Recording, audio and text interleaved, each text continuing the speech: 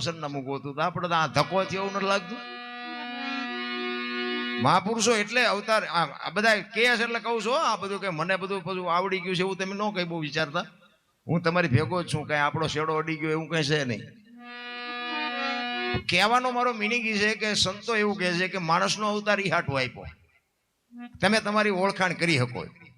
દાસી જીવનને 18મા ગુરુ ભીમ મળ્યા ને પછી એમને ખબર પડી કે હું કોણ છું. કારણ કે અત્યારે બધા હવોની નાચ ચાલીને બેઠા, હું દરબાર ને હું પટાલ ને હું કોળે ને હું ભરવા ને બધા બાયું ચડાવી લો કુની ભાઈ વાત કરી ને. હું તો એમ કહું 18 વણમાંથી એક એકને બોલાવો, એક હોડીમાં બેહારો, હોડી દરિયામાં વહેતી કરો ને ખીલી જાય એટલું ફાંકું પાડો. પાણી કાઢવાની મહેનત બધા હરખી જ કરે, શું કામ બુડે છે. હવે બુડે પછી એક થવું તો પેલા થયા હોય તો પછી દરબાર હોય તો મટી જાય હમણાં મરશું. કહેવાનો મારો મિનિંગ એ છે કચ્છનો બારવટીયો જેસલ જાડેજો એ સતી તોરલે કઈ બહાર બેન બે ચાર નહીં પણ 2 પેઢીઓ ભજન ગાયા હોત તો જાડેજાને સાંટોય ન પડે.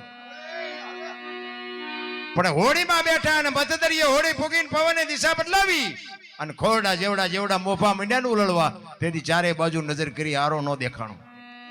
એક સતી તોરલ એક જ હારે છે અને કચ્છનો બારવટીયો બળફની પાટ ઓગળીને રોવા મીડ્યો. રા રા રા મીડ્યો રોવા. તોરલ હોડી હમણાં બુડી જાય ને આપણે મરી જઈશું, મારે જીવવું છે.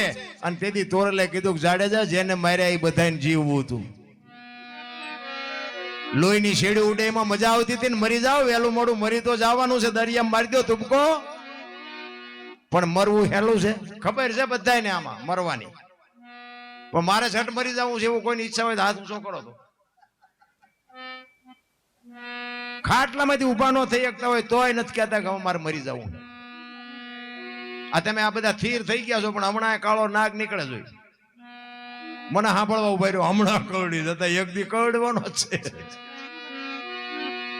કચ્છનો બારવટીયો બાપુ એક ઘાન 2 કટકા એક બજારમાં નીકળે ને બારીઓ બારણા ફટોફટ બંધ થઈ જાય. એક અંદર બાપુ ટાંકણી પડે તો અવાજ આવે, અંદર બેઠેલા કોઈ અવાજ ન કરે, આટલો જ એનો પડઘો. અને સતી તોરલ પાએ બાપુ કચ્છનો બારવટીયો. અને આ છેલ્લી અવસ્થા હોય ને તારે તો બાપુ એવા સતી તોરલ જેવો સચવારો હશે તો જ મોત સુધરવાનું છે, નકર રોતા નથી આવડવાનું. રોતા તોરલ મને બચાય, તોરલ મને બચાય. તોરલ કહે છે જાડેજા તમે કહેતા હતા ને મારી તલવાર વધ્યા દરિયાને મડો કાપવા હમણાં ફૂગી જાય છે. ઉંકારો કરે બાપુ ગમે એવા બારવટિયા હોય તો ઉંકારો કરે હાંકડીમાં આવ્યા પછી. તોરલ આવી મોત ઉઘરાણી કરશે મને ખબર નહોતી. મને બચાય, મારે જીવવું છે, મારે જીવવું છે. તેથી સતી તોરલ જાડેજાને કહે છે કે જાડેજા પાપના પોટલા દરિયામાં ફગાવી દો અને કાંઈક નામ લીધું હોય યાદ કરો. જેસલ કે મેં પણ કઈ સારું કામ જ નથી કર્યું, શું યાદ કરું. અને પોપટ ઘોડે બોલવા માંડે. હામાં ઉભા હોય ને એટલે પોપટ ઘોડે બોલવા માંડે.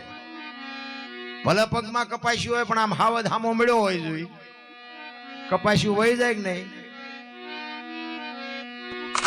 તેથી સતી જાડેજાને કહે છે જાડેજા ગભરાવમાં હું તમારી ભેળી છું, હમણાં અલગ ધણી પુગાડી દે, તમે ચિંતા કરો માં, હું તમારી હારે છું, મોજ કરો. અને તોરલ આટલા પાવર થી શું કામ કે ભજનનો પાવર હતો એની પાસે. અને વાત કરતા વાર લાગે ને કાંઠ બાપુ જેસલે દરિયામાં ગાંઠ વાળી લીધી કે જો તોરલ આમાંથી મને બચાવે તો હવે જીવું ત્યાં સુધી તલવાર ઉપાડવી નથી, આ એક તારો લઈ લેવો છે. એમ ગાંઠ વળી જવી જોઈએ. અને ઈ બાપુ કાંઠે ફૂગીને લાકડી પડે એમ તોરલના પગમાં પડ્યો. તોરલ મને આ માર્ગ બતાવો બાપુ. ઈ વાતો કોની પાસે જઈને કરીએ, ખાનારા નથી મળતા, નાખવું ક્યાં વાડીમાં. હે આવા અધિકારી બેઠા હોય તો અમને એમ થાય કે અમારા કાળજા ફાડી નાખી ભલા મને. પણ સાંભળનારા ન મળે તો બાપુ દુકાન તો કોઈક ગરાગો અહીંયા ખોલાય ને. ગરાગ જ ન હોય તો દુકાન શું હવારે અગરબત્તી કરીને હાજર તાળું મારીને ઘરે જ વ્યૂ જવાનું ને. અરે ગરાગ હોય તો બાપુ અમને ઘણું આપ્યું છે ને અમારે કંઈક દેવું છે, પણ હવે લેનારા ન મળે તો આવું કઈ એમાં સિટીમાં કે એકચ્યુઅલી આવું કઈ હોય મરી જઈશો. એકચ્યુઅલી ના દીકરાઓ તમારે એક દી તો બાપુ એની જરૂર પડવાની જ છે. તોરલના પગમાં પડીને તોરલને કહે છે કે જાડેજો કહે છે કે મને આ માર્ગ બતાવો. અને પછી તો બાપુ માર્ગે ચડ્યા પછી જેસલ માથે જે દુનિયા વિતાડી છે ને એ તો જેસલનો આત્મા છે. સતી તોરલ જાડેજાને કહે છે જાડેજા મારા કપડા માથે ઉપાડી નદીએ ધોઈ આવો. અને માથે ઉપાડીને ધોવા જેથી નીકળ્યો તેથી અંજારની બજારમાં જેસલની માથે જે દુનિયાએ માછલા ધોયા છે ને ભાઈ, એ તો જાડેજાનો ભજનના માર્ગ બાપુ એટલા બધા હેલા નથી. અમારી ઈ જ દશા છે. લ્યો આપણે ધોકા ફેરવવામાં બાઈક જ નથી રાખી. હવે અત્યારે અમને મોઢામાં આંગળા ભરાવે. કીધું તમે મોડા થોડાક ભેગા થયા ભલામણ, કે આનું ટ્યુશન તો અમારે અહીંયા રાખવું પડે. તમારે તમને બાદ આવડે સડવા જ નથી દેવા માર્ગમાં કોઈને. અમને સાંભળે ગમતું નથી ને એમને કોઈ સાંભળતું નથી.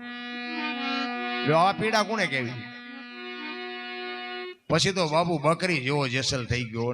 તોરલ જેમ કે એમ. એક બીજો પ્રસંગ કે સતી તોરલ સધીરના અહીંયા જેથી વસ્તુ લેવા ગયા, વાત લાંબી છે એમાં તમને ટૂંકામ કહું કે વસ્તુ લઈને પછી આવ્યા એ વચને બંધાણ. અને બીજી એક વાત કહું કે સધીરનો બાપુ આ દુનિયા જે વિચારે છે ને એવો કોઈ હલકો વિચાર જ નહોતો. તમને જે મગજમાં લાગતું હોય. એક સંત પાસે મેં સાંભળેલી, માંડવનું વીડ આપણું અવલિયા ઠાકર રહ્યું ને એની પાછળ માંડવના વીડમાં બાપુ 4-5 સંતનો મને ભેટો થયેલો. અને અહીંયા બાપુ આ વાત મેં સાંભળેલી સંતો પાસે. એ કે અત્યારનો વાણિયો જો હલકામાં પગલું ન ભરતું હોય તો તેદીનો વાણિયો થોડો આવો હલકો હોય. એવી વાત જ નહોતી, પણ એમને ખુલાસો કરીને મને વાત કરી. કારણ કે એ સધીરને એને કરમ જે કર્યા ને એને ખબર હતી કે મેં કરમ કર્યા છે ભૂંડી ભાઈ, અને કરમ ધોવા માટે મારે શું કરવું એ વિચારતો હતો. બુદ્ધિશાળી તો હતો જ. કારણ કે કોઈના હાસા ખોટા કર્યા હોય ધંધામાં, વેપારમાં, બીજું ત્રીજું. અને એમાં બાપુ આ જેસલ સતી તોરલને લઈને આવ્યો ને, અને જેસલ તો બાપુ હાવ બકરી જેવો થઈ ગયો હતો. કોકે આવીને સધીરને કીધું કે ઓલો આપણો જેસલ નથી બારવટીયો, એ કે કોક બૈરું લઈ આવ્યો છે પણ બકરી જેવો બનાવી નાખ્યો જેસલ. ગમે એ કે તો જેસલને કઈ થતું જ નથી. અને આટલી વાત સાંભળીને બાપુ એના મગજમાં બાપુ વાણિયાની જાતને એને ટાંક કરી લીધી. જેસલને જો બકરી જેવો બનાવ્યો હતી બૈરું જેવું તેવું હોય નહીં. અને એનો મારો જો ભેટો થઈ જાય તો મારે બાપુ મોકો મળી જાય. આનો ઈરાદો એક જ હતો કે એની પાસે માગણી જેવી કંઈક કરું કે મારો ઉદ્ધાર કરી નાખે. જેસલના ઘરે સધીર જઈ શકતો હતો, પણ એ બીતો હતો કે આજે આ દરબારોનું કઈ નક્કી નહીં. ભજનના માર્ગે ચડ્યો ચારે તલવાર ઉપાડે. તોરલ એકલા ભેગા થાય તેથી આપણે કઈ વિચારવું છે. અને આ કુદરતને કરવું. સંતો આવ્યા અને સીધું લેવા હાટું તોરલ ગયા. અને એકલા બજારમાં આવતા હતા ને